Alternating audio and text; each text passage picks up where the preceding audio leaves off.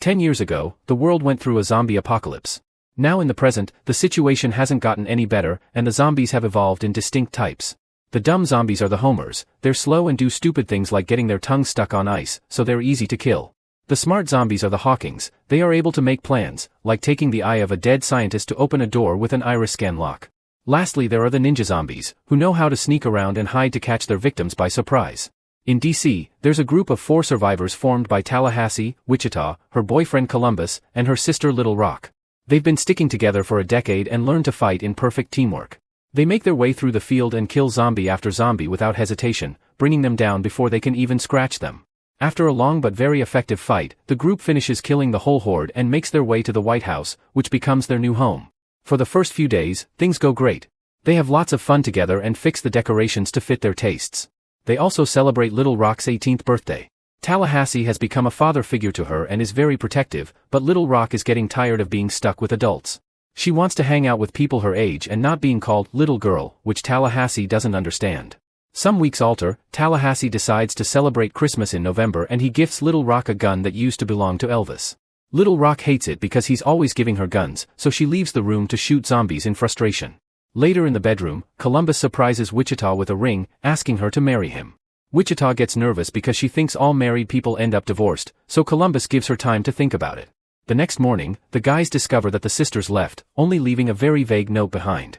On the road, the sisters are traveling in Tallahassee's modified car and agree they shouldn't have gotten attached.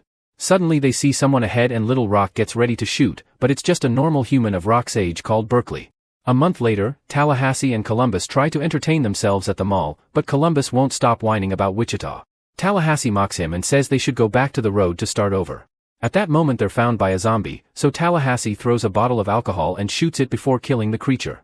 Columbus is impressed but he doesn't think it's zombie kill of the year because that goes to a farmer that ran over a zombie with his tractor, making a hay cube out of it. Afterward Columbus goes to the candle store and shoots when he hears a noise, but it's just a girl named Madison. She's so glad to see another that she hugs Columbus and he invites her to come to with them, ignoring Tallahassee's complaints. Later at the White House, the guys notice that Madison is pretty dumb, but Columbus is so desperate for company that he agrees to do the dirty with her anyway. In the middle of the night, Tallahassee hears a noise and searches for the source, shooting at the first sign of movement. It's Columbus, who dodges just in time. They go to investigate together and are shocked to find Wichita in the garage. She explains she came back for more weapons and that Little Rock is gone. She had a crush on Berkeley, who was a musician and a pacifist that survived based on conflict avoidance. Hearing this makes Tallahassee freak out, thinking his little girl has lost the way. Little Rock and Berkeley wanted to go to Graceland but Wichita said no, so they left without her while she was asleep. Wichita is very worried about her sister because she's traveling without protection, and Berkeley told them about a new kind of zombie that it's tougher and faster. Tallahassee announces he and Columbus will help her find Little Rock, ignoring Wichita's wish to hunt alone. Then she apologizes to Columbus for leaving without a proper talk, only to be interrupted by Madison. Wichita gets jealous and starts acting cold toward Columbus. When everyone is ready, Tallahassee learns that Wichita got a minivan to come here and freaks out because it isn't manly. However, they have no choice since working vehicles are scarce nowadays. Madison forces her way into the group to come along and Wichita's jealousy gets worse. The guys leave Madison's things behind because their rule is to travel light. Meanwhile Little Rock and Berkeley continue to travel together and Little Rock shoots at random objects like a money truck for fun. She then confesses she never got to try Mary Jane and Berkeley pulls out a bag full of it to share. The car gets full of smoke and Berkeley sings love songs for Little Rock. Back to Columbus group, Madison reveals she grabbed the ring from the bedside drawer, which annoys Wichita more. A passive-aggressive conversation starts between Columbus and Wichita over the subject until Tallahassee suddenly stops the car, causing Madison to fall forward and hit her head. It turns out there's a fancy bus nearby and they agree to change vehicles. On the way there, Columbus and Wichita continue to argue over their situation. Once they reach the bus, Madison opens the door and accidentally triggers the alarm, which gets the attention of a bunch of zombies. Following their old teamwork tactics, Columbus jumps on the roof of the bus and opens fire while giving Wichita and Tallahassee directions. The zombies start going down one by one without even a chance to hurt the group thanks to the tactics they've been practicing for a decade. Unfortunately Wichita's weapon gets stuck but when a zombie is about to attack her, Madison shoots pepper spray at it, giving Wichita time to fix the weapon and kill it. They ignore the homer running in the opposite way and when another zombie jumps on the roof, Columbus dodges it to make it fall and the others shoot it dead. There's only one zombie left and Tallahassee quickly shoots it, but the creature keeps standing up. They realize this is the evolved zombie Berkeley mentioned and Columbus names it T-800 after Terminator. Tallahassee keeps on wasting bullets but they don't stop the T-800, so he has to crush its head to finally kill it. Afterward Tallahassee paints a 3 on the bus door as per tradition and the group finally leaves, however on their way out the bus goes over some spikes and the tires are ruined. Now they have no choice but to keep on traveling on the minivan. Moments later, the group is sharing some nutty snacks while discussing Madison's dumb ideas when suddenly she starts feeling very sick. Tallahassee immediately stops the car and Madison runs out to puke while the trio discusses what to do. Columbus doesn't want her to die, but Tallahassee and Wichita remind him that becoming a zombie is worse. A reluctant Columbus goes into the forest and finds an awful-looking Madison, so he makes a choice. At the car, Wichita and Tallahassee are impressed when they hear a shot. The rest of the ride is very tense and awkward. At night they finally make it to Graceland, only to discover the place is destroyed and abandoned. Disappointed, the trio keeps on driving while trying to think of their next move. At that moment they come across the Hound Dog Hotel and see Tallahassee's old car at the entrance, so they rush inside. While Wichita looks for Little Rock, Tallahassee fanboys over all the Elvis memorabilia, even putting on his shoes. Then he sits at the piano and while he plays he's suddenly hit by a woman named Nevada, who holds him at gunpoint. Luckily Wichita and Columbus come to his rescue and ask about Little Rock. Nevada explains she and Berkeley left to find Babylon, a hippie safe haven with no zombies. That place has no guns either, which may be a problem because there are zombies following Berkeley's car. Tallahassee and Nevada share a drink and flirt a lot. Tallahassee even does his best Elvis impersonation. Then they end up doing the dirty. The next morning, Berkeley and Little Rock arrive at Babylon and Rock is forced to give her weapons to a guy that will melt them into a pendant. The place is actually pretty secure thanks to the walls that surround it and the big tower in the middle. Everyone leaves in peace and harmony without a care. Back in the hotel, Tallahassee wakes up Nevada to show her how cool he looks in Elvis's clothes. At that moment they hear a weird horn and run outside to discover a monster truck parking on top of Tallahassee's car. Furious, he goes to argue with the driver, whose name is Albuquerque and he happens to be a friend of Nevada's. While the men yell at each other, the others notice how similar they are, as if they were a satire of each other.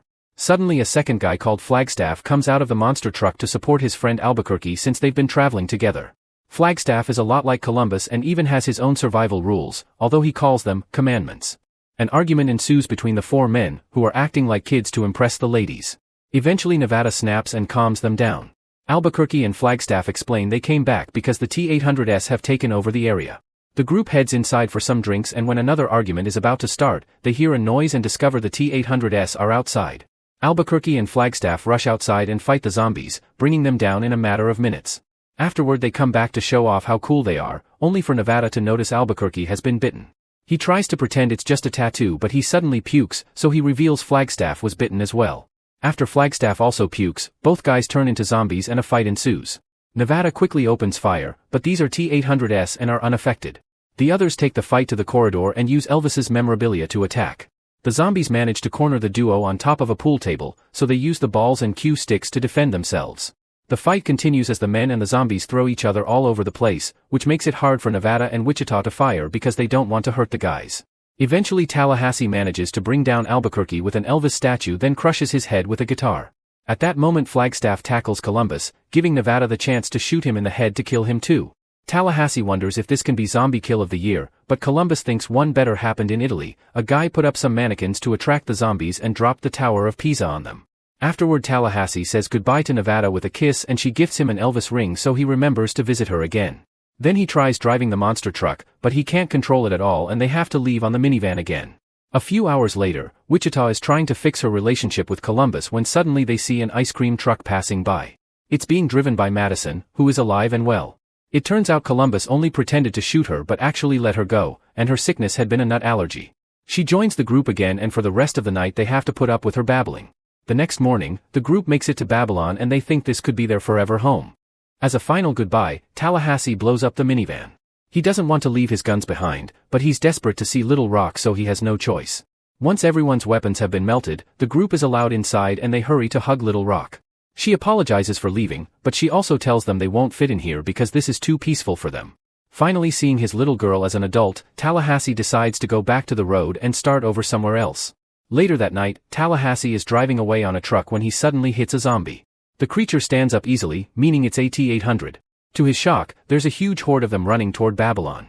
Tallahassee immediately drives back at full speed and warns everyone about the zombies, making them cut the music and the fireworks.